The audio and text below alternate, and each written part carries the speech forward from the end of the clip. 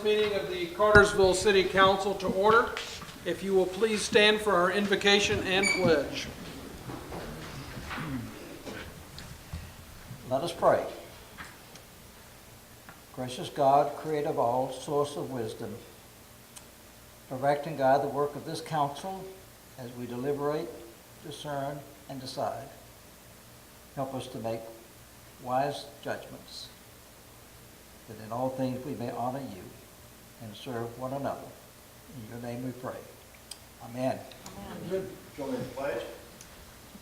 Pledge allegiance to the flag of the United States of America and to the republic for which it stands, one nation, under God, indivisible, with liberty and justice for all.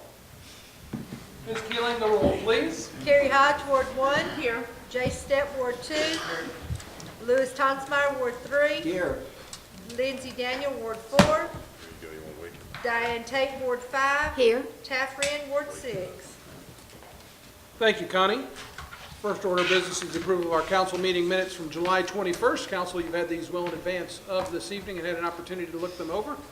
Now would be the chance to make any edits, or if there are none, motion would be in order.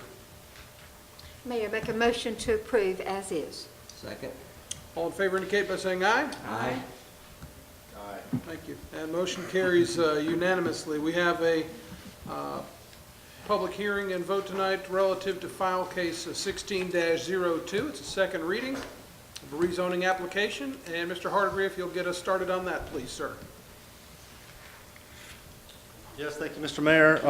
Just a couple of quick housekeeping items from the first reading. Like to let everyone know that the adjacent property owners have been notified, as well as all required legal notices are posted, and public hearing has been advertised appropriately. Mr. Menino also requested at the first hearing that the application and zoning ordinance be made part of the official record, and that was captured in your minutes as well. And should anyone from the public tonight have a question on adopted procedures or the zoning standards, I have copies with me as we normally do at the meetings. Z1602 is the rezoning for 118 Old Mill Road. It's being requested that we rezone from R20 to LI Light Industrial.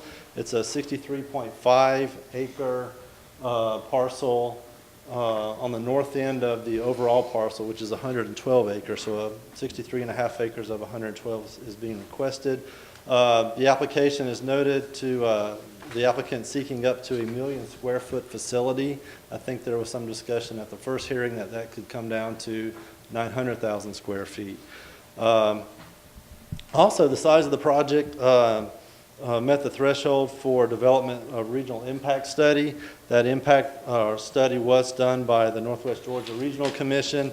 They gave a favorable recommendation of the project itself. At the Planning Commission meeting on July 12th, the Planning Commission voted to deny the application in a 5-to-1 vote. As of the last first hearing, there have been no additions, changes, or deletions to the application.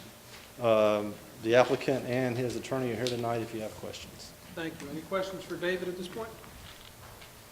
Well, thank you. I'll open up a public hearing relative to 16-02. As we did in the first meeting, I'll ask that the 10 standards that are considered for zoning be placed on the screen, and we'll have 10 minutes for each side. Mr. Archer will be the timekeeper, and again, I would ask that if anybody wishing to speak for or against would look at the standards that council will be considering and making a decision. That being said, anybody wishing to step forward may step forward and do so at this time. And please, for our clerk, if you would state your name and your address for the minutes, please. My name is David Flint, and my address is 935 Ivy Falls Drive, Atlanta. And I appeared at the last public hearing along with Scott McGregor, who's our consultant, and unfortunately Scott could not be here tonight. I got a text message from him that his wife was in an accident and she's in ICU. he had planned to be here, so his absence is not anything that could be avoided. I do have with me the applicant, Billy Wright, and our traffic engineer, Harris Robinson, who is with Robinson Transportation Consultants, a registered engineer who has done traffic studies for many local governments, including the city of Cartersville. We have addressed the 10 standards in the application. I think that we've discussed this matter completely and thoroughly, so I don't have anything new other than to tell you that Mr. Wright is prepared and will allow this conservation easement on the part of his property that's not subject to this rezoning. I had an inquiry, well, why hasn't he already done it? Obviously, if the zoning is denied, he would not do that because he may be forced to do other development plans. But if the zoning is granted, that will be done. And other than that, if you have any questions, we're available. Any other questions? Thank you. We'll continue on the public hearing relative to case 16-02. Anybody wishing to step forward, speak for or against, may do so at this time.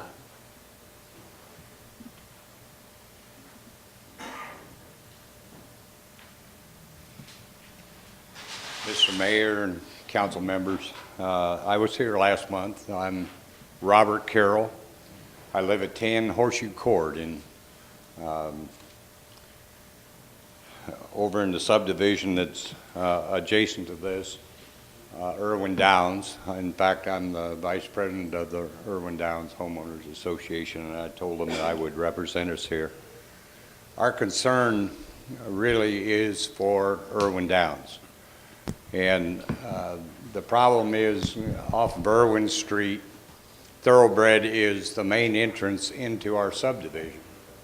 There is a way out the back way, but it's not convenient as we travel in and out of Irwin Downs. There's, I believe, 72 homes in Irwin Downs currently. And I might also add that if you make the right turn onto Thoroughbred, that is where the two Irwin apartments are located also, and there is, I believe, some 50 people that are currently residing there. So my concern is with the traffic that's going to be added to that.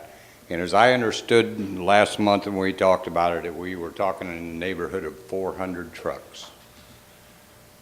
400 trucks in an 8-hour day, that comes down to just about 1 a minute going to this location. Now, I don't remember exactly what we talked about as far as the ones that'll come off of South Bridge onto Irwin and the ones that'll come up 293. But even if it's 60% of that 400, that's 240 trucks that's coming down. That's 2 trucks a minute in an 8-hour day. Obviously, they will travel in and out. They're probably more than just the 8 hours. I understand that. The other thing I understood that there would be possibly, and I don't remember now whether it was 200 people employed there or 300 is what they're estimating. But let's use the smaller number of 200. Knowing how we all are, that means there's 200 cars that's going to go into that facility in the morning, and there's 200 that's going to exit out of there at night. And if, you know, I sat down and tried to think about that a little bit and said, okay, 200 cars an hour. No, they're going to take about a half an hour trying to get in there and get back out. And if that's the case, that means that there's 6.5 cars per minute trying to enter or exit in the morning or in the evening. Set aside the 400 trucks because the truckers are going to sit there until they get out of there or get in, whichever is the case. But if I come back to Thoroughbred, and even if that is the 200 cars and 60% come down Irwin, okay, we're still looking at a considerable amount in a half-hour period of over 6.5 cars a minute crossing that intersection, or crossing the T intersection where we're trying to get in and out. We're trapped. And with the traffic it is there even today without adding this. There are times in the mornings where it's very difficult to get out. If you're retired like me, you don't care. But the people that have to go to work or take their kids to school and do things like that, they do care. And you sit there at Thoroughbred waiting.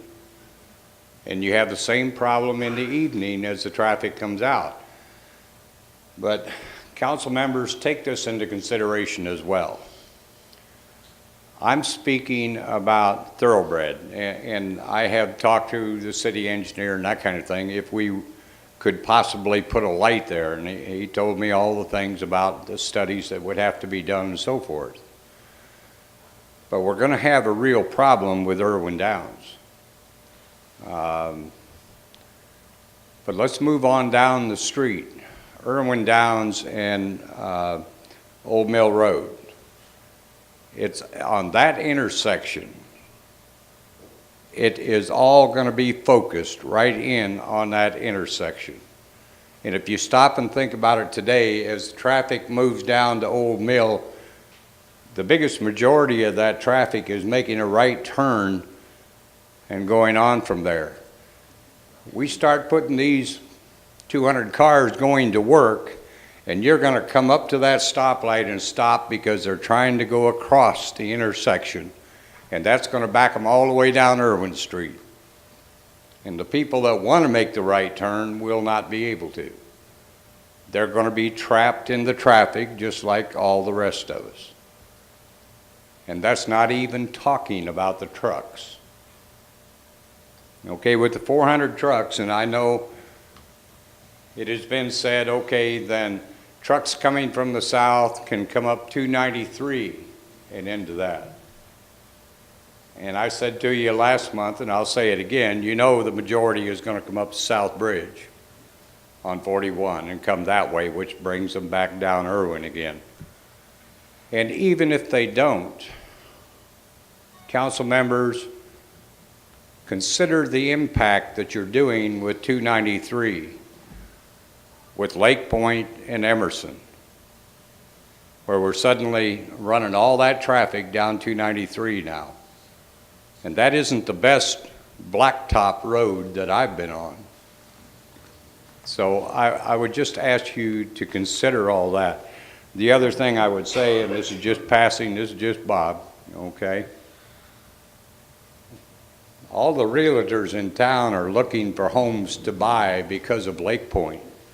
I've been contacted 2 or 3 times already with mine in Irwin Downs. They'd love to get a hold of that house to sell. Maybe if this is residential, that would be a good place to build the houses or even condos. I don't know.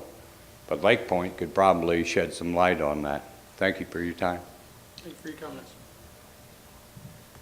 Again, we'll continue the public hearing with 16-02. Anybody wishing to speak for or against may do so at this time.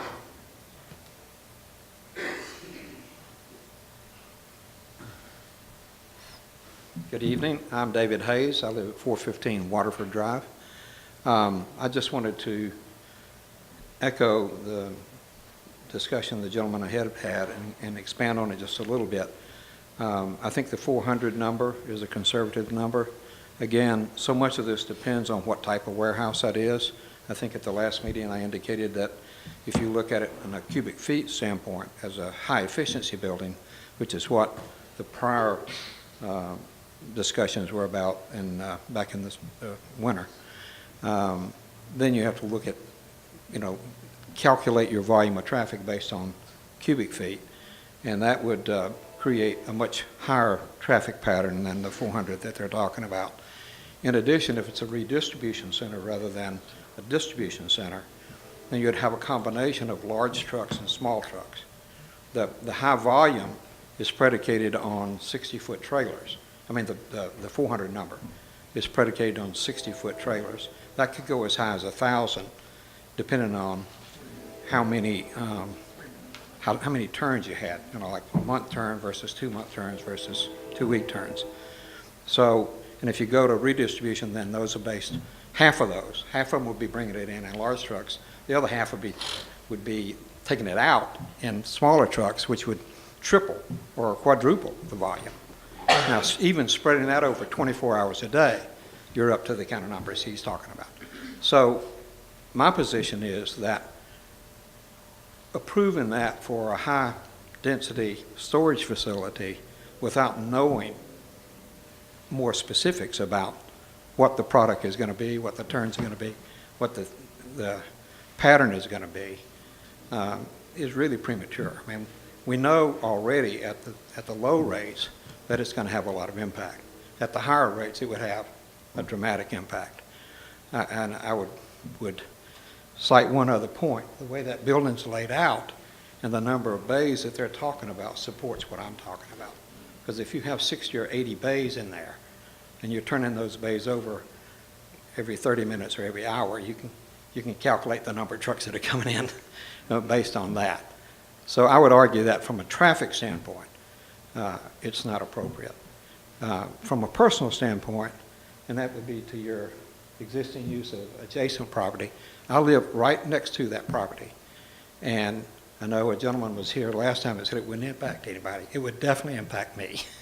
I mean, I would see the lights, I would hear the sound, and if it's an all-night operation, then that would be going on all night. So I would definitely have a personal impact from that.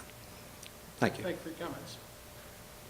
Mr. Archer, how much time do we have? It's 10 minutes have expired. All right, that's for the opposed. Any for the pro that would like to use any of their allotted time? All right, seeing none, I'll close the public hearing relative to case. Well, we've allotted 10 minutes for both in the previous, I'm going to give you a minute. You got 60 seconds.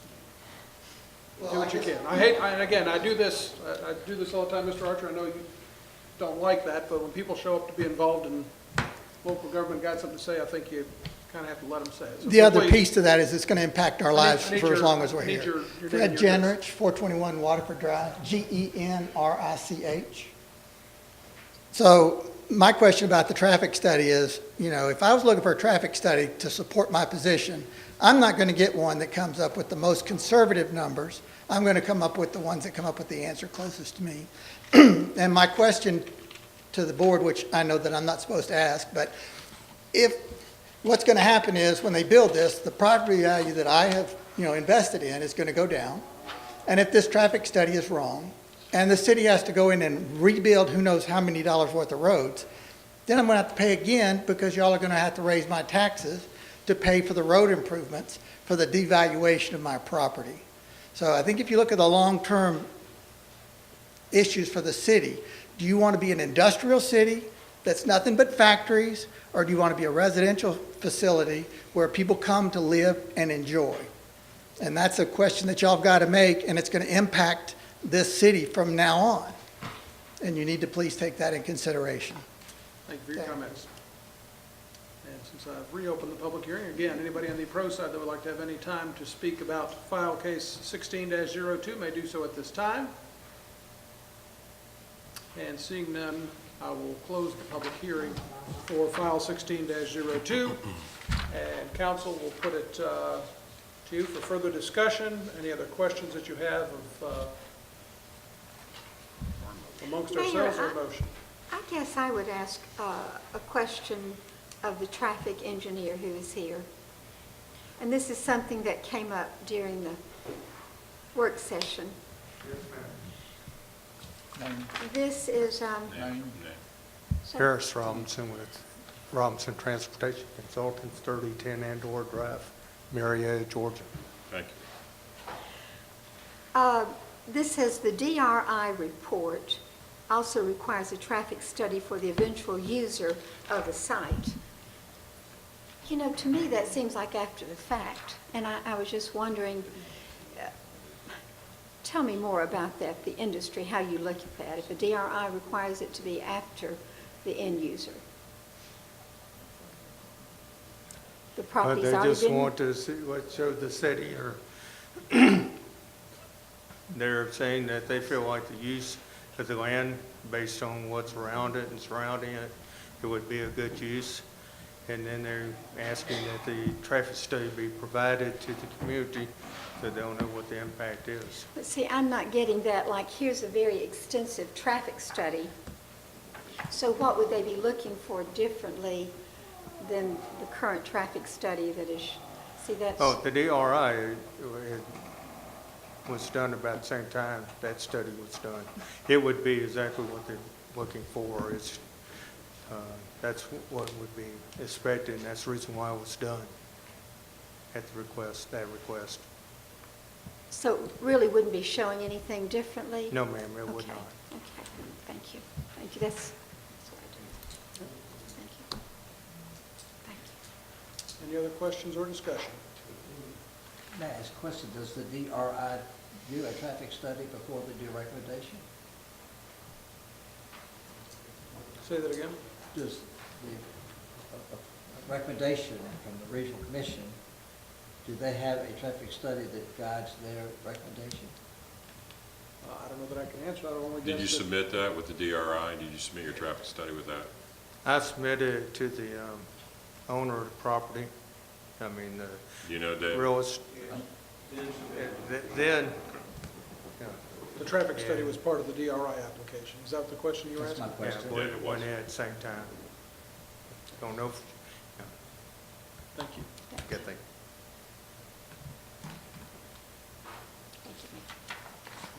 Anything else?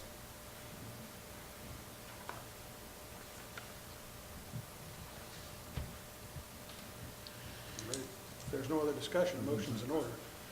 So,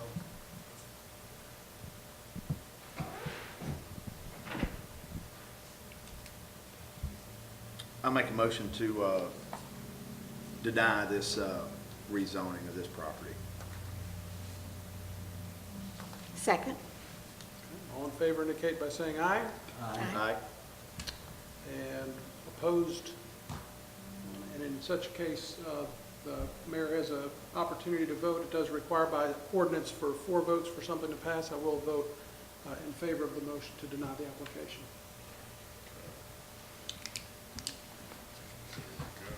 The next item on the agenda is an amendment to our alcohol ordinance pertaining to supermarkets. Just yours? Oh, yeah, that's mine. Yeah. Yeah, Kroger has requested of the Alcohol Control Commission to change the ordinance, the alcohol, malt beverage and wine ordinance, to allow for their new facility to, in which they are going to have a cafe petitioned off in a separate section of the grocery store. They would like to be permitted to get a license or apply for a license for malt beverage and wine to be consumed on the premises. There are, and I'll tell you that Keith Lovell, that works with me, drafted this ordinance based on suggested ordinances or actual ordinances from other cities where Kroger has made and other stores have made a similar request, and it has been allowed. And I'll tell you, it has some restrictions in it. It won't just be any grocery store. It's got to be a grocery store that has that at least 50% of the interior floor space is devoted to the display of sale of foods, products, and they have to sell prepared food, have to have a full service kitchen, meet all applicable building and fire safety codes, and such as that.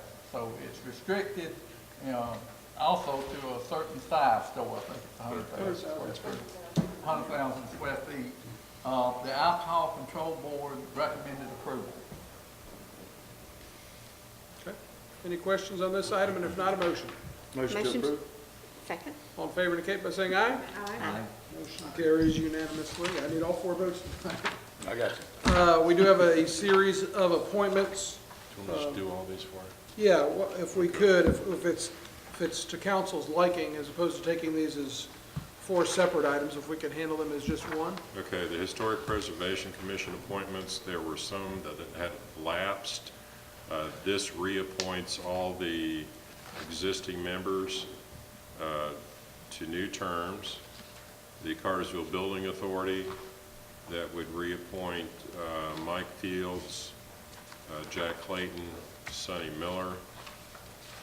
Ethics Committee, that appoints David Caswell and Joy Hill. In addition, reappoint Stan Tilley. And then the Airport Authority is to reappoint the Chairman, Hans Lugens. That covers all 4 of those appointments. If there's any discussion or any variation from that slate of folks, council can discuss that, and we can go forward from there. If not, a motion would be in order. If you would include that would include all 4 of those items. That'd be appreciated. Motion to include all 4 items. Second. All in favor indicate by saying aye. Aye. Motion carries unanimously. Thank you for that, council. Mr. Porter, you have the next item. Yes, Mayor, bring for you Airport Authority proposal to accept $2.2 million from the federal government, FAA, as well as GDOT. This is for the continuation of the storm drainage system at the airport, the runway safety area, and some other improvements. Last year, or the current year, as you recall, we got a little over $500,000. This is something that Chairman Lugens and the board, Airport Authority Board, has been working on to improve the airport. So this will be a $2.2 million with $124,000 local match the Airport Authority will pick up. Okay. Questions, comments, or motions? Motion to approve. Second. All in favor indicate by saying aye. Aye. Motion carries unanimously. Mr. Sanders, you are up. Gary Riggs, you're on deck. Thank you, Mayor. This item is a change order for engineering services for the Dalfa Ferry Road widening project. The change order is for $197,738.48, and it is due to the environmental process on this project taking so long. As you know, there's an area on the project that's very rich in archaeology and environmental aquatics and other things that have to be considered, and that's really slowed the project down. And during that time frame, a lot of the studies that were originally done have to be renewed because they've expired. So this change order covers all that. It's a not to exceed price, and it will be paid for with the state money that was set up for preliminary engineering on the project. Thank you. Any discussion? If not, a motion. Mayor, I do. We are on what side now, the west or the east side of? Most of the changes are there around the river, and you know, adjacent to Etowah Indian Mound. So there's, as you know, there's a mound, a remnant of a mound. I don't know if you can see the small red area on the bottom right that's circled. That's a remnant of a mound. That's one of the primary areas that they've had to study. And, you know, this is... Is that on the east side? Yes. Yes. So we feel sure, well, we don't know for sure anything, do we? They've got ground penetrating radar. Okay. Yeah, this is basically what GDOT has told us is on projects like this where you have just super rich archaeology in the area, that even on their projects, the environmental process takes years. And, you know, we're sort of new to this kind of project. And what we did originally was we designed the road to avoid the houses that are on the west side. And so we designed our road and then tried to defend that design. And that's really, in hindsight, you've got to let the environmental process determine where the road alignment is going to be. And so, you know, there's been several redesigns of the road. And right now we've got a design variance that minimizes a footprint in the environmentally sensitive area. And so a lot of this is to pay for those redesigns and the redoing all the studies. So like, did they accept any of the engineering from when we bought Sam Smith Park, or does that, It's different. it's different? Yep. That was on the west side that we had, It's on the west side, and it really is not down there where they are. wasn't that far down, Sam? Well, it's on the other side. That thing he's talking about is on the other side of the river. Yeah, and we Yes. had an archaeological study done when we bought the Sam Smith Park that But identified. those are back in the middle of the field, though. Yeah. Those, Okay. Well, they covered the whole site, including that area where we say the mound is, and DOT says it's not, but I won't get into that. Yeah, they reference those studies in the study that was done specifically for this project. That's one of the things that you pay for, is for them to go back and pull all the studies that's been done, and they reference those studies, and, you know, they have certain standards that have to be met to assess the impact to the environment, and those standards change all the time. So I think some of those studies that were done in the past maybe weren't to the current way they like to do things. So that's the reason a lot of it has to be redone, basically looked at anew. Okay, thank you, Tom. So the study would be on both sides, the west and the east? Well, yes. Right now, what we're trying to do is avoid both sides. We've taken out the median in a short area where there's environmentally sensitive areas on both sides of the road. We've taken out the median and reduced the lane widths, and that's what we had to get a design variance for. And so we're trying to minimize the footprint and stay basically inside the existing disturbed area where the roadway is now. We're trying to put everything in a narrow area so that we don't have to do mitigation for the impact that we would have on the artifacts and the mounds that are adjacent to where we want to do road work. And the mitigation is a whole other 10 or 15-minute discussion. Right, that's what we're trying to avoid is having to go through mitigation. The process, the environmental process, the three main things they talk about is minimization, or avoidance, minimization, and then mitigation. So the first thing you got to do is look and see if you can avoid the area. Well, there's no way to get across the river, you know, that you can really avoid an area that has Indian artifacts, because there's artifacts all up and down the river. So now we're in the minimization. We're trying to minimize our impact to those potential sites. And then if you can't, once you determine, you know, you can't minimize, then you have to mitigate. You have to, and mitigation can range. We don't want to go. Yeah, it can be a whole lot of different things, but mitigation can potentially cost a lot of money. A lot more than $200,000.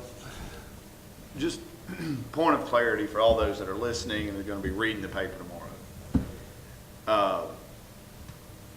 Doffett Ferry was put in how many years ago? Dr. Ferry was there when Sherman came through and burnt Cartersville. Well, When did we pave it? Sorry. I think I know what you're talking about. The portion between Pine Grove Road and that ties in Old Mill, Yeah. that was built in the late 90s. I remember when that was built. And the city paid for all of that? It was a state project. Mr. Jerry Milam would know. He was heavily involved in that project. I remember who the contractor was, because I remember I know you've been. Bruce Albee was the contractor. I remember driving by and seeing his equipment out there. I think David's been our city attorney since Sherman came through. So A little bit before. So, did we go through all of this then? No. Well, we didn't cross the river. That part didn't cross the river. Yeah. Okay, but for the public, the reason we're having to do, what's the total cost of this project? Engineering, construction, right-of-way, guesstimated? 15 million. Well, oh, no. If you include right-of-way and utility relocation and everything, it's close. It's about $20 million. And the federal government and state government are paying how much of that? They're going to pay for 100% of the construction, which is estimated to be about 12 to 13 million right now. And that's the reason, truthfully, we're having to jump through these hoops. Yes, because federal money is going to be used. Since we're going to use federal dollars for the construction, we've got to abide by all the federal environmental laws, and we've got to acquire the right-of-way use the Uniform Act. There's a lot of strings that come with using federal money. Okay. Yep. Thank you. Sure. Any more questions? Motion to approve this change order. Second. All in favor indicate by saying aye. Aye. Motion carries unanimously. Thank you. Mr. Riggs.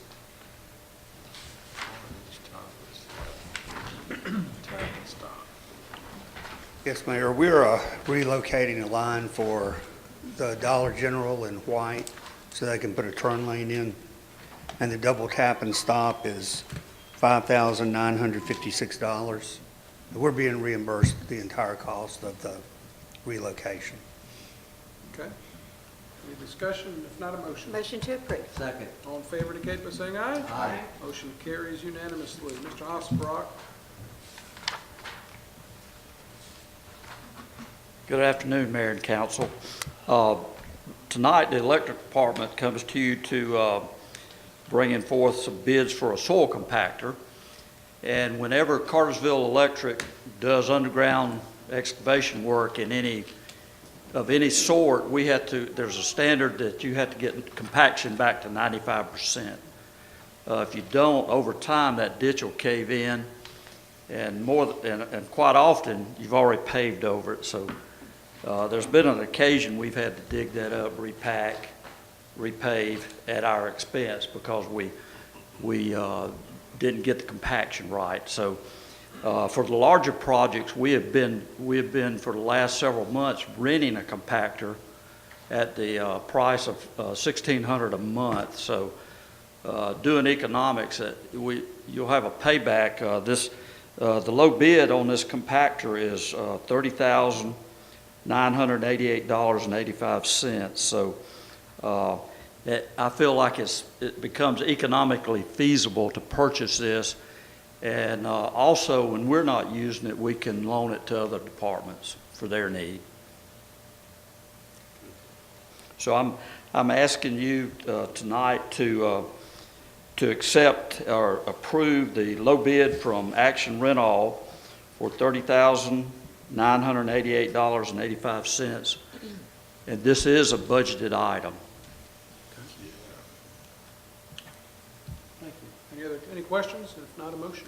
Motion to approve. Second. All in favor indicate by saying aye. Aye. Motion carries unanimously. Mr. Barnhart. Got the next two, please, sir. Honorable Mayor and Council, customer service is in need of a postage machine. Current machine that we have was purchased in 1997.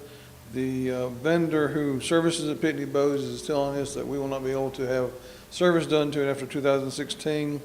I contacted two vendors, one being Pitney Bowes, and the other is Neopost. They gave them a short rundown of what the city's needs were. They both sent back proposals that were not comparable in nature. Some of the staff was concerned with the Pitney Bowes machine, so they took a road trip to the Pitney Bowes affiliate or office in the Atlanta area. Reported back that it would basically meet our needs. Pitney Bowes gave us a quote of $20,061 for the purchase price and a quarterly meter rental of $240. Current postage machine is a Pitney Bowes, and the city has had very good service with it. I recommend the purchase of a Pitney Bowes postage machine in the amount of $20,061. Any discussion? If not, a motion. Motion to approve. Second. All in favor indicate by saying aye. Aye. Motion carries unanimously. And Continue my on. second item is finance is in need of a folding and stuffing machine. The current machine we have now was purchased in 2000. We are not been able to get parts for it in several years, and really and truly the last 6 months we've not had any use of it at all. Staff has been folding envelopes on a day-to-day basis, sometimes totaling 1,000 pieces a day. They actually fold that and stuff into the envelopes. Again, to talk with the same two vendors, Pitney Bowes and Neopost. Again, sent us quotes that were not comparable. When staff visited for the postage machine, they also looked at this machine with Pitney Bowes. Pitney Bowes is offering us a Relay 5000 inserting system for the price of $20,565.90. It includes the first year maintenance free, and we can also purchase, which we will, purchase a maintenance contract and for future years. I recommend the purchase of the folding machine and folding stuffing machine from Pitney Bowes in the amount of $20,565.90. Questions, comments, or motions? Motion to approve. Second. All in favor indicate by saying aye. Aye. Thank you. Motion carries unanimously. Thank you, Tom. Chief McCann, you've got some police vehicles. Good evening, Mayor and Council. This is a request to purchase for 5 patrol vehicles and 1 undercover truck. These are budgeted items and will be paid for out of the federal asset forfeiture fund. However, one of the patrol vehicles is a recently totaled vehicle and will be paid for out of the insurance fund. I'm recommending Robert Laura Dodge to purchase all the vehicles for a total of $149,297. And I'm also requesting that we include the equipment in these vehicles, siren lights, etc., and it will not exceed $240,000. I believe this is the best bid. Thank you. Any questions for the chief? And if not, a motion.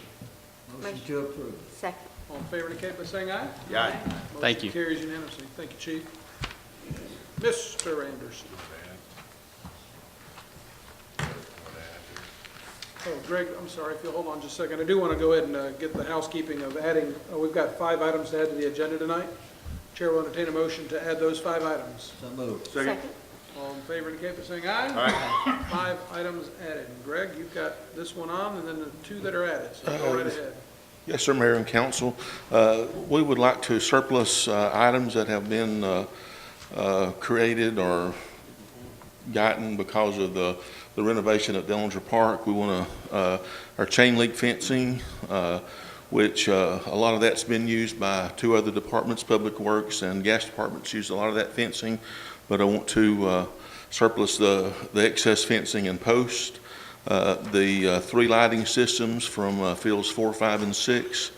With the demolition of the putt-putt course, we had 4 fiberglass fixtures, a mouse, a skunk, a seahorse, and a totem pole, and I would like to surplus those items. And then we will be removing our 3 play structures, 2 at Dellinger Park and 1 at the Cartersville Sports Complex. Our new equipment should arrive in the next couple of weeks, and we'll start installation after that. But I would like to surplus that equipment. That equipment will not be sold on, the other equipment will be sold on gov deals. This equipment, because it is, could not be sold, it would be dangerous to resell. We will be sending that to the scrapyard to self-recycling for that. And I request y'all surplus this equipment, please. Okay. Motion to approve. Second. All in favor indicate by saying aye. Aye. Motion carries unanimously. Continue on, Greg. Yes, sir, Mayor. My first added item, I do thank y'all for adding these items for me. The Dellinger Park buildings, we're in the process of starting construction on those. We're getting our submittals in. This is a requested change order for hand dryers for all the buildings at Dellinger Park. This was requested from the beginning. The architect included those in the drawings, but when it come to the specking those out for the contractor, it was spec'd out as paper towel dispensers, and I'm requesting a change order of $8,400 for 13 hand dryers for those buildings at Dellinger Park. This would save us money. We've been trying to reduce our paper products as well as maintenance items for a lot of people stuff toilet paper or paper towels down the toilets and creates a problem for us. I'm requesting this change order. Okay. Thank you. I don't suppose there's any way that we could go look and see if you've got anything else like this, is there, relative to having it actually put in there but not having it spec? Well, I mean, we're catching it as As it they comes go in up. from the Okay. thing. We've had one other one, we changed the locks. It turns out that it was in our favor though, but, you know, this was the first time that, you know, this was only the second one, but it was above the 5,000. Now, Greg, we do have automatic flush in these same bathrooms, don't we? We have what? Automatic. Yes.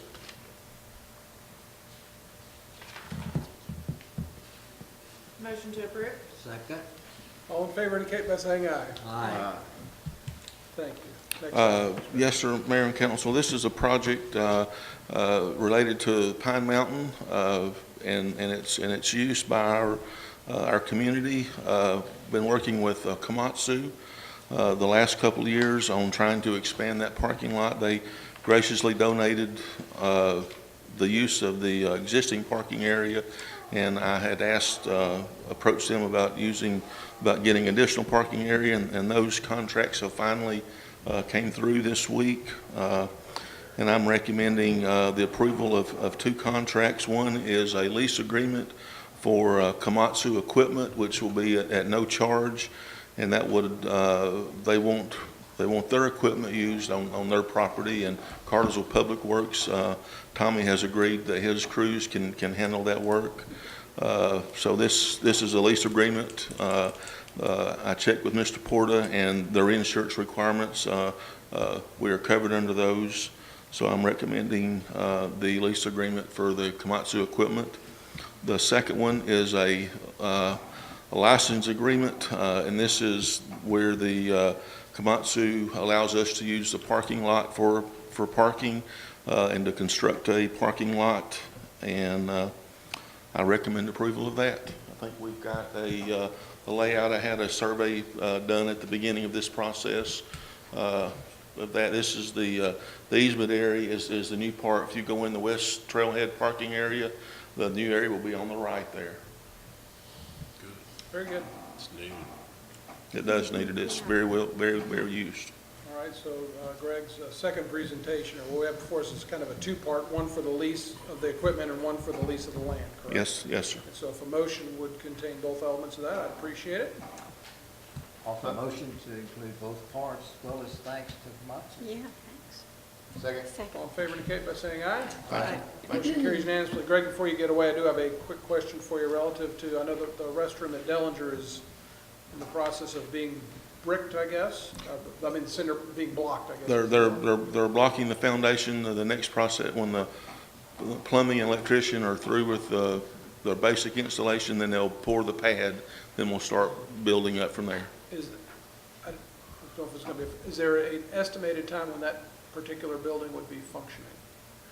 Well, I can tell you the number. The contractor gave us 330 days as when he would be finished, and when contracts were signed, that's going to put it about the 1st of June in 2017. All the buildings. That's all the buildings. That's all the buildings, yes, sir. And of course, although they're just doing a foundation at a time, they'll be working on all of them at the same time. Okay, thank you. All right, Mr. Jones, you've got the last three for us tonight, please. Good evening, everyone. I think first up is our fault coupling. As we discussed earlier, we broke this coupling a few days ago. This is the coupling that connects the drive hub to the screw hub, the screw pumps that we use out there. That coupling has served us faithfully since 1973, and we need to get this thing replaced pretty quickly. We don't need to be without that equipment any longer than we can possibly stand. We got a price for motor and gear. They had the coupling in stock in Alabama. Total cost with shipping is $64.10, and would recommend that for your approval. Okay, questions, comments, or motions? Motion to approve. Second. All in favor indicate by saying aye. Aye. Motion carries unanimously. Continue on. Next up, we need to have some adapter material fabricated. We got a cost from Southern Machine. That is $7,168. This material will be used to allow us to swap aerators within the plant. There are 2 different manufacturers of aerators, and they are not cross-compatible, and as these things fail, this will give us the opportunity to mix and match as we see fit. There are 19 total aerators in the plant, the majority of which are one manufacturer, but the ones that we can actually sacrifice and move around are of a different manufacturer, so this gives us a flexibility really in perpetuity that will benefit us for a long time. Would recommend your approval for those reasons. All right, thank you. Any discussion on this, and if not, a motion? Motion to approve. Second. All in favor indicate by saying aye. Aye. Motion carries unanimously. Final item. Last up, the same issue. We've had an aerator failure. It is a gearbox failure. As you can see there, it's the number 5 aerator on our polishing basin. Took bids from, we were only able to get bids from 2 vendors. This is a highly specialized repair. Low bid was motor and gear, and their basic services quote was $30,748. But because that quote does not include repair, restoration of any hard parts, so gears, journals, shafts, heavy machine work, would ask you to approve a not to exceed amount of $80,000, and this is based on what we've been able to collect from other places that have done similar repairs. That's about the number that they've landed at, so this will give us the flexibility to go ahead and approve whatever's needed once they crack that case open and see what's wrong with it. And we'll hope it's substantially less than that. We will hope. Any other questions or discussion? Do we know relative to permit limits? You may not want to talk about that at this point. Are we okay with that, do you know? As we discussed, the more when we lose aerators like this, the most likely limit that we start to bump up against is a BOD. It's directly related to air, and air drives the microbiology, the metabolism rate of that microbiology that dispenses or treats that waste stream. The BOD test is a 5-day test. Too soon to know. So, I'm sorry? Too soon to know? It's too soon to know. We'll have to wait till probably about this time next week to know whether it's really caused a problem. Thank you. Yeah. Motion to approve. Second? All in favor indicate by saying aye. Aye. Motion carries unanimously. Thank you. Thank you. Any other business that needs to come before council this evening?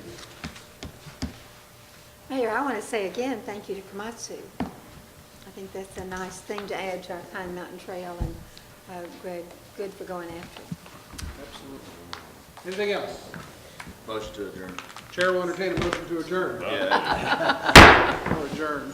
Stay gold. Not debatable. It is not. Doesn't Not require a second.